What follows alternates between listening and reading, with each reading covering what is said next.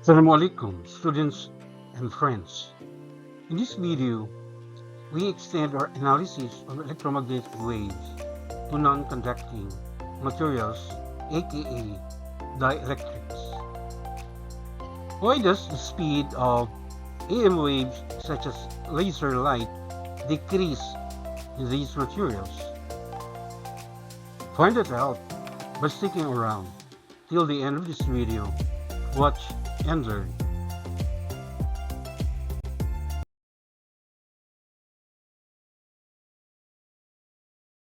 From long to short wavelength, the EM wave spectrum includes radio waves, microwaves, infrared, visible light, ultraviolet, X-rays, and gamma rays. Energy is propagated through space in the form of electromagnetic waves, which are composed of oscillating electric and magnetic fields.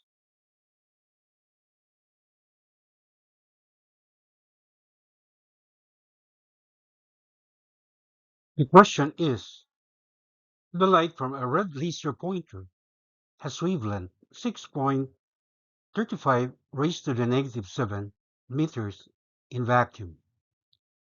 When this light is sent into a transparent material with relative permeability kappa sub m equal to 1.00, its wavelength decreases to 3.47 raised to the negative 7 meters. Find letter A, the frequency of the light in vacuum. Letter B, the frequency of the light in the material. Letter C, the speed of the light in the material. And letter D, the dielectric constant kappa of the material.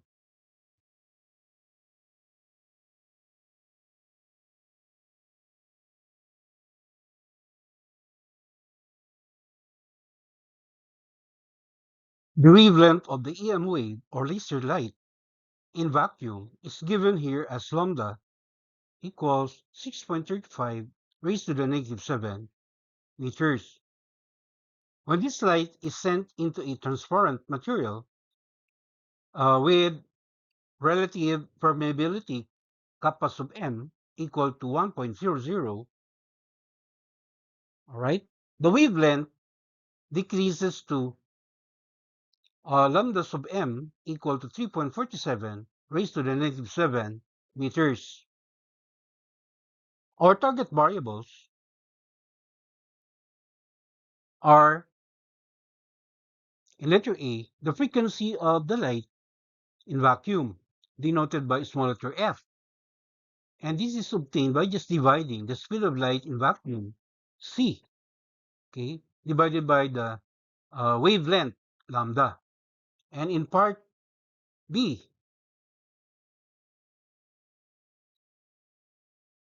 all right, we are also asked the frequency of the laser light when it enters the given material.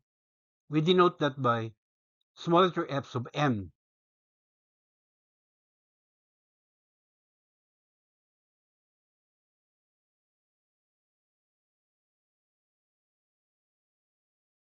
And in part C, the speed of the light in the material, which is simply the product of uh, lambda sub m and f sub m. And lastly, for question letter D, we're looking for the dielectric constant denoted by kappa. So moving on to our solutions, starting with uh, finding the frequency of the light in vacuum. That's in part A. So we use the formula frequency f equals speed of light in vacuum divided by its wavelength lambda. That is, the frequency f equals 3.00 raised to the 8 meters per second divided by 6.35 raised to the negative 7 meters. So, when we divide these quantities, we get the frequency F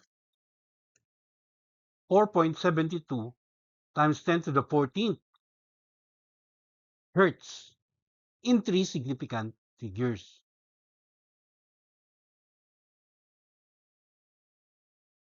All right?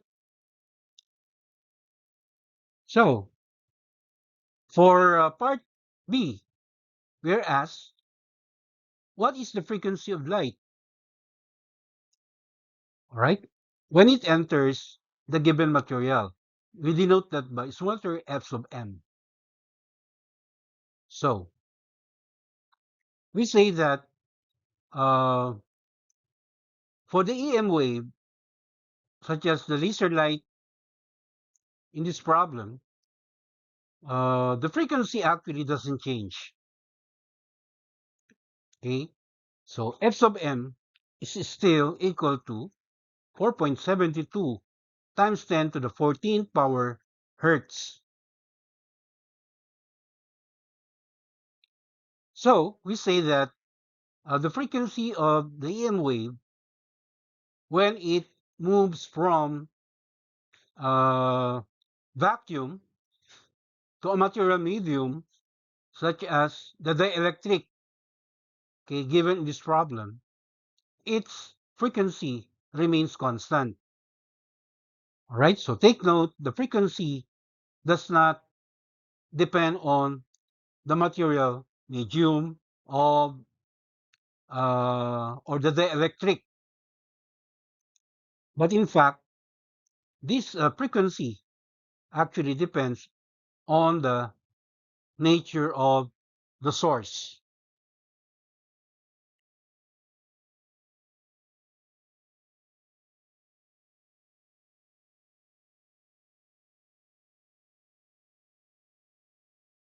Before we proceed to our solution in part C, let's first recall that the speed of any electromagnetic wave, including the laser light that we are discussing here, is actually equal to the reciprocal of the square root of the product of the two constants. The first constant, all right, denoted by epsilon naught, also known as the permittivity of free space or vacuum, more commonly known as the electric constant. So its value is equal to 8.854 raised to the negative 12 coulomb squared per Newton per meter squared. And the other constant, mu naught, all right, is called the permeability of free space or vacuum, more commonly called the magnetic constant. So mu naught has the value 1.257 raised to the negative 6 Newton per ampere squared.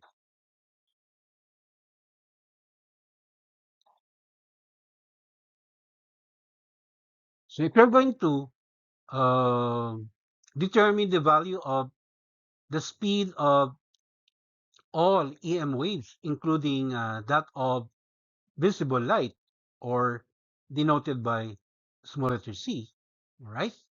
We have 1 over the square root of 8.854 times 10 to the negative 12 coulomb squared per Newton per meter squared, multiplied by 1.257 times 10 to the negative 6 Newton per ampere squared.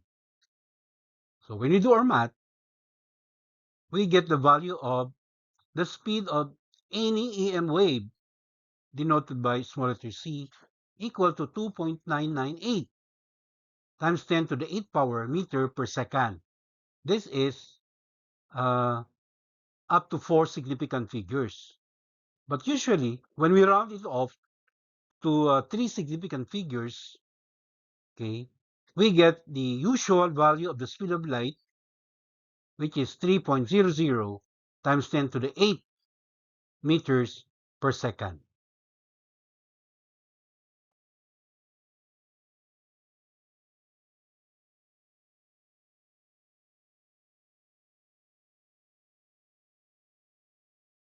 So when we proceed now to our solution for finding the speed of light in the given material,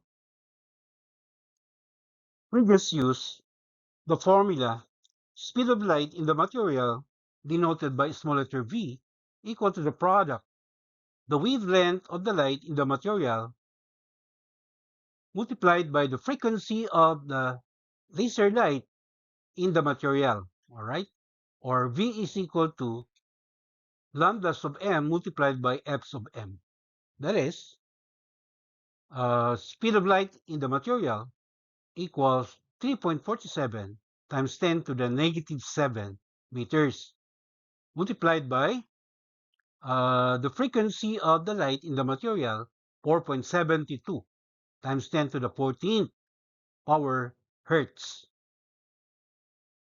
Or, simplifying, we get the speed of light in the dielectric material equals 1.64 times 10 to the 8 meters per second.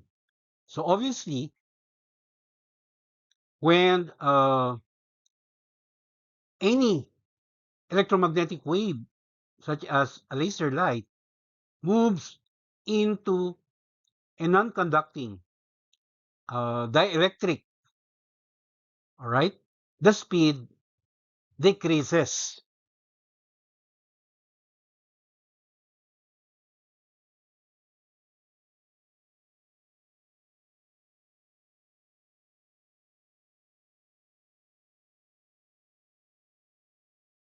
For our last target variable, the dielectric constant denoted by the Greek letter kappa, we first emphasize the EM wave speed in a non-magnetic and non-conducting material or dielectric.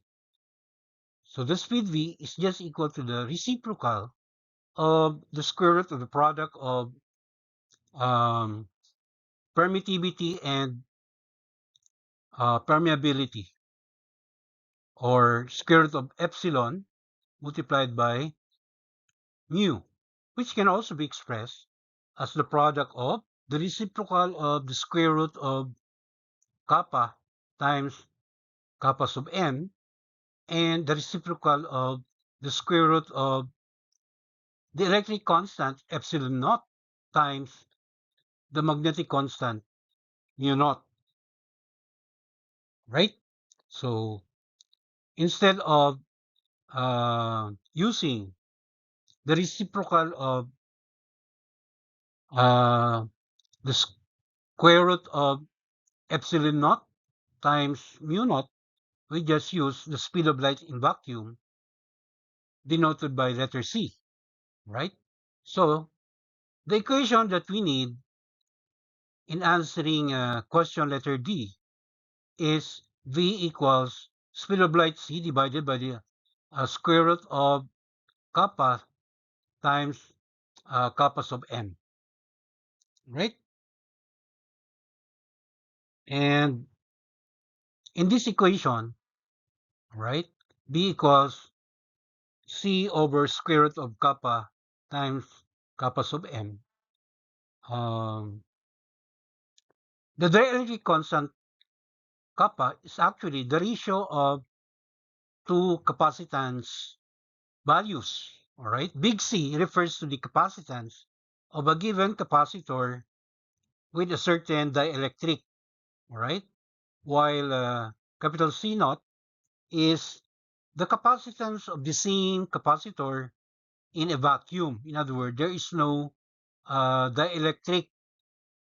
All right, it's only a vacuum. That's the meaning of capital C naught. Whereas kappa sub m refers to the relative permeability of the dielectric, and it's also the ratio of two values of permeability. Right? Mu is what we call the permeability of the dielectric used, while mu naught course, is the permeability of free space or vacuum. All right? Now, in order for us to come up with an equation to calculate the electric constant kappa, right, using this equation, we first get the square equivalent of the equation. That is, v squared is equal to c squared divided by kappa times kappa sub m. Right? So from here, we can isolate the dielectric constant kappa and come up with the working formula. That is, kappa equals the square of the speed of light in vacuum, or c squared, divided by the product of the relative permeability of the dielectric, kappa sub m, times the square of the speed of the laser light in the dielectric, or that is v squared. So substituting the given quantities, we have the dielectric constant kappa equals speed of light in vacuum, c 3.00 times 10 to the 8 meter per second, square it, and then divide it by the product of k sub m, or kappa sub m, given in the problem, which is 1.00. Just like kappa, kappa sub m is also unitless. So when multiplied by the computed value of the speed of the laser light in the electric, that is 1.64 times 10 to the 8 meter per second, square it first, all right, before proceeding to the next operation. So when you do our math, we finally arrive at the value of the dielectric constant kappa, which is 3.35 in 3 significant figures. Again, it is a unitless constant. And of course, as expected, the value of the dielectric constant kappa, okay, is greater than unity. So that concludes our lesson for this topic. Till the next episode, mabuhay. Masya Allah.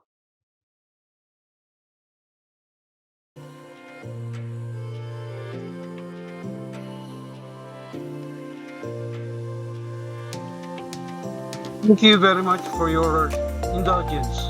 Please don't forget to subscribe to my YouTube channel. Alhamdulillah.